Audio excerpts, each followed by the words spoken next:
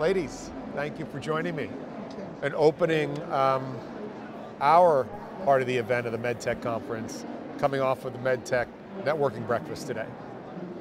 Thank you. Thanks for having us, and thanks for being such a great partner for MedTech Color. Oh, it's always fun for us, right? This is probably our easiest, most fun relationship in the MedTech industry, MedTech Color. So, and Abigail, you slayed it this morning with the keynote. Thank you. That was impressive, informative, entertaining, and heartfelt. Thank you. Yeah. Thank you. I want to come back and challenge you. How do you keep on finding these great keynotes?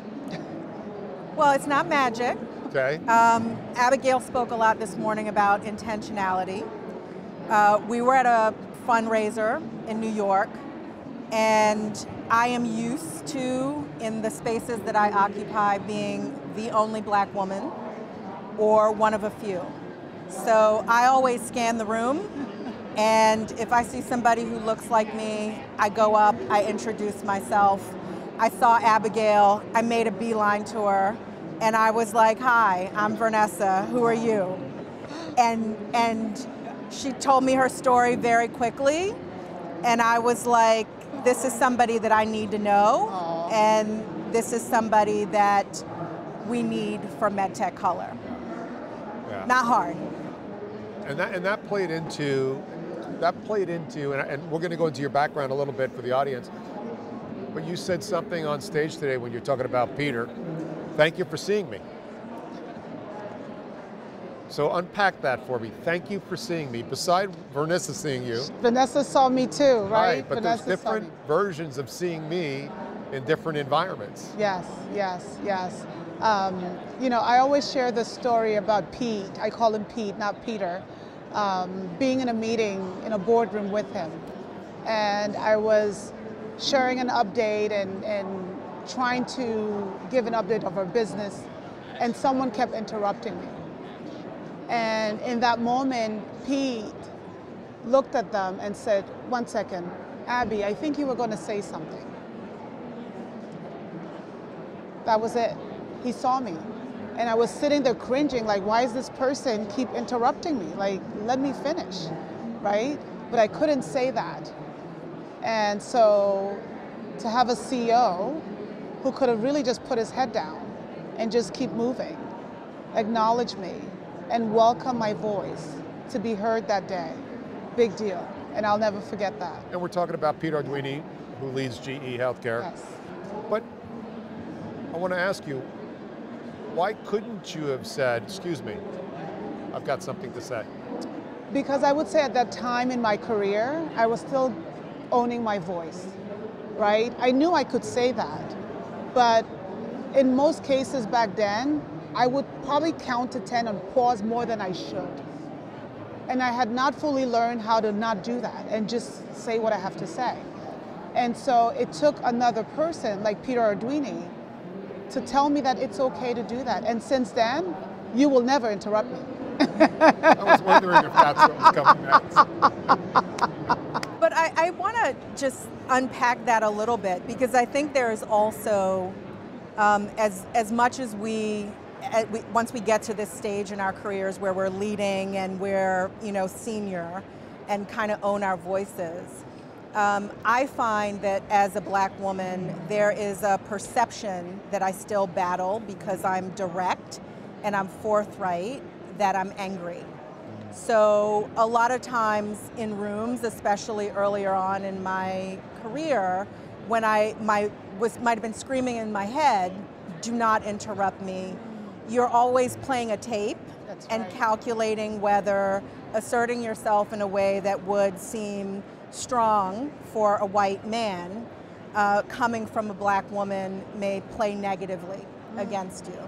And even as we advance and own our voices and lead teams, there's still multiple identities that I think we as women of color navigate in large organizations, which is why you need the Petes and other people to see you, and why you need to see them. Yeah, and Vernessa, I'm sorry, if I can add to that. Yes, absolutely. Think about it even for me, culturally, coming from Cameroon, right? I mean, I remember growing up, if an adult is talking, you listen. and you don't interrupt them, even if you have something to say. So I'm sure part of it too for me was just that upbringing of not interrupt, right, culturally. Because my lens is quite different growing up in Cameroon, right? Not growing up here, right? And so I think some of it is cultural, but over time I've learned it's okay, right, to not be interrupted. So. Why do you think it's interpreted as, you said, angry and not strong? I think there are cultural elements to that, right? I do think that there are stereotypes of Black women being strong, but for us, strong can appear strident, strong can appear combative, particularly when you are in rooms and spaces where people are not used to seeing you, where many of the people that you're dealing with, this might be their first interaction with a Black woman or another person of color, right? Part of what we're doing at MedTech Color is trying to change that, right? So that people are more comfortable, so that we're not the only ones in the rooms where decisions are being made. But there's still a lot of work. And so you do have to see people, right, for their discomfort and be aware of how you are perceived. It's sort of a dual burden, and it's just the reality, I think, that women of color and other people of color navigate in these spaces. Yeah, and it's not your responsibility to teach them to understand that. Definitely not. Right, that's not your responsibility. No. Yeah, I don't feel burdened to teach anyone. No. You know, I always tell folks, I come fully. Yes. I'm African, Cameroonian, Nigerian, American, lived in different countries, speak different languages. This is me, take it or leave it. You're right, I don't feel we need to be educating people how to accept me. I'm the prize. Yeah. Like I tell my kids, we're the prize. Absolutely. Right? Absolutely. We should be accepted. We don't have to explain that, so. But that's how I feel. It's taken for me, I will say, I've been practicing law for almost 30 years, leading teams for maybe the last 10. It's taken me some time to step into that authenticity and to own the spaces that I occupy. And a lot of the reason that I'm there now is because of people like Abigail, and because I have built this, you know, I call it my executive board of directors, who are women and other people who share their journeys, who give you those tips, who empower you to show up as your authentic self. It's not always natural. Some of us have to grow into it. Yeah, and that's okay. That's okay, and I think that's why we all need each other, right? We all need each other. Where we see another woman, no matter who, struggling, being able to bring them along with you, right? And so I also spend a lot of times in meetings when I see voices not being heard or being elevated, doing what Pete did for me, right? Because I know how it felt, and I want others to feel the same. Yeah, and then that does become your responsibility to teach those that are not being heard. Correct. Not to teach others to understand, Agreed. but to coach and mentor. And that takes me into your keynote this morning. You talked about mentors and sponsors. And so help us understand how you define the difference between the two. Yeah, so I did talk about that this morning, and one of the things I talked about is, you know, from a sponsorship perspective, I didn't pick my sponsors, right? It's hard to know who would sponsor you, right? I would show up and just do good work, and I know you're going to say, what is good work, right? So whatever task I was given, pay attention to what I need to deliver on and execute flawlessly. And through that execution, my hope at the time is that people will see that and will recognize the work. Does it always happen? Probably not all the time for us, but I've just been so fortunate. I can't say it's about me. It's just I've been very blessed that I have been in rooms where there are other great humans, right, who wants to make sure that everyone can show up fully. And so I will say that, you know, Pete being a sponsor, Peter Arduini being a sponsor for me, was not by design. It was by me being in meetings and leading projects and showing my competency, him valuing what I was bringing and feeling the need to want to be the voice of me when I'm not there, right? When projects will come up and he'll say, you know what, call Abby. I think we should give this to her. And that's really how it started. When there's an M&A deal, right? Because Abby did the other one and had a playbook that worked. Let's go back to Abby, because she's done this before. So it just automatically, you know, came to be, not me seeking for it or thinking it was never going to happen. But, you know, the other thing I'll say, which Vernessa, you and I talked about, is, you know, in those relationships, you have to nurture them too, right? So once you have that open opportunity where you see this leader feeling like they want to invest in you, what do you bring, right? And then for me, as an HR leader, advice and counsel is sort of my bread and butter, because that's what I do every day, is give advice and counsel to leaders. And so I was telling Vernessa, there was one time where we were going through a very difficult time in the company that Pete and I were at. And I saw him in the hallway and I said, how are you doing? Are you okay? What's going on? I said, I know this is hard. It was a recall. And he said, yes. And I had also done my research about him and knew that he was Catholic like me. And I said, because I go to Mass, and I'm like, I'm going to pray for you tomorrow, because you need it. It's tough. And we smiled. And so through those pieces of connections and just bringing your full self of who you are and really connecting with him from a personal level as well, I think it also grows the relationship through the journey, I would say. And I really like how you shared that, because when we talk about getting activated, diversifying MedTech that you said this morning, and I want to explore that a little bit. Sponsors have to self-declare.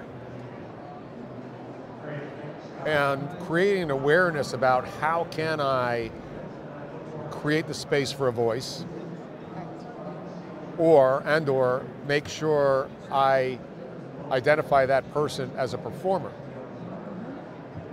So a sponsor has to be self-activated. Yes. A mentor is selected, and then they have to decide if they want to mentor you. Correct. But a sponsor is really a self-activated responsibility. That's what it feels like. Yes. And the power of this breakfast is we have the entire pipeline and ecosystem of MedTech. We have students who are just entering it. We have CEOs of some of the largest strategic MedTech companies and everybody in between. And I find that sponsors are the people who have access to information, yes, resources that most of us in organizations don't have. And often, once you've reached that level, it can be very lonely.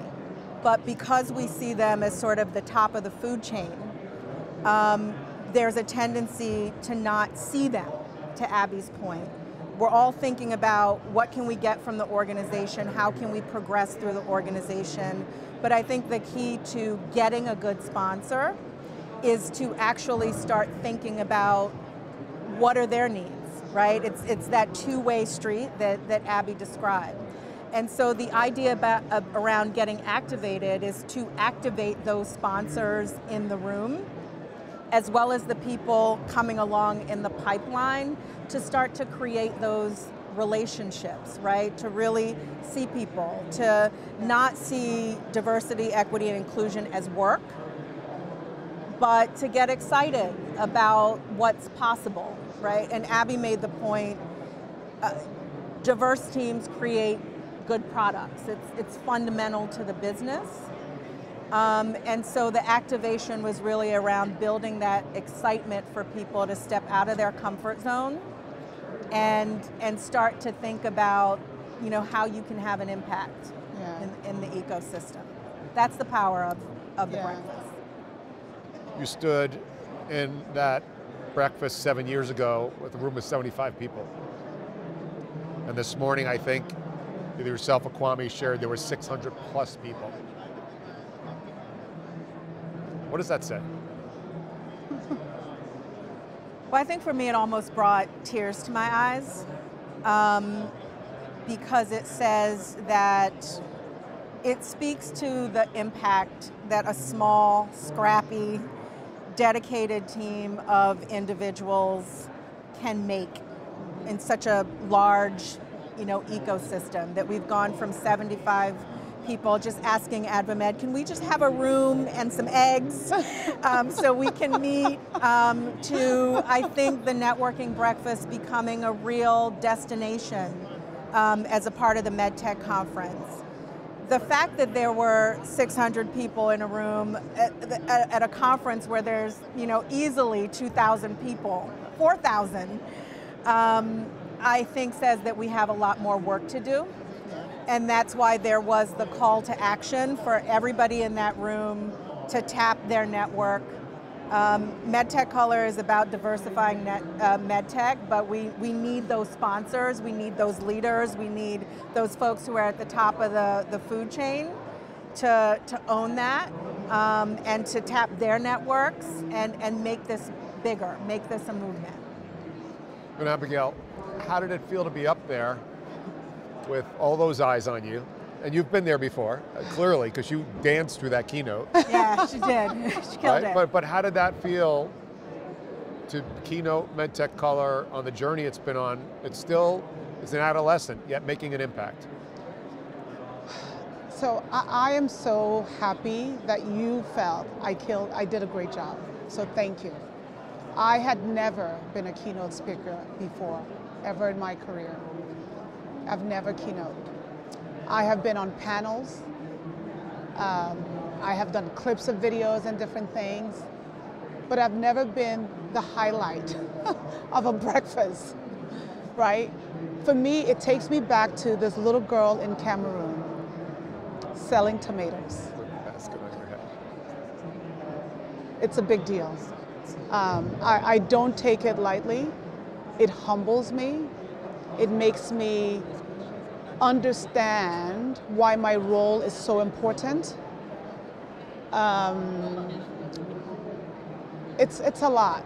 It's a lot. Just humility. And I talked about I can't worry about what we can't fix, right? Someone saying, oh, you can't do this, you can't do that. I can't worry about that. It motivates me standing up there. I looked at the audience and I see how much attention they were listening to me, that this work really matters, really, really matters.